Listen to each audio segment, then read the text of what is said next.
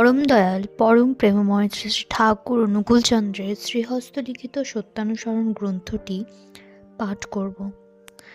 এই বাণীটিতে বলা হয়েছে, স্পষ্টবাদী হও কিন্তু মিষ্টভাষী হও, বলতে বিবেচনা করো কিন্তু বলে বিমুখ হয়েও না। যদি ভুল বলে থাকো সাবধান হও, ভুল করো না। সত্য বলো কিন্তু সংহার এনো না। সৎ কথা বলা ভালো কিন্তু ভাবা অনুভব করা আরও ভালো। অসৎ কথা বলার চেয়ে সৎ কথা বলা ভালো নিশ্চয়ই, কিন্তু বলার সঙ্গে কাজ করা ও অনুভব না থাকলে কি হলো?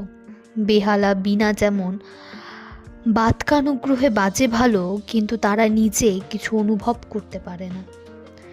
যে অনুভূতির খুব গল্প করে অথচ তার লক্ষণ প্রকাশ হয় না, তার গল্পগুলি কল্পনা মাত্র বা আড়ম্বর। যত ডুববে তত বেমালুম হবে, যেমন ডালিম পাকলেই ফেটে যায়। তোমার অন্তরে সদ্ভাব পাকলেই আপনি ফেটে যাবে, তোমার মুখে তা প্রকাশ করতে হবে না। জয়গুরু বলে আজকের বাণীটি এখানেই শেষ করছি।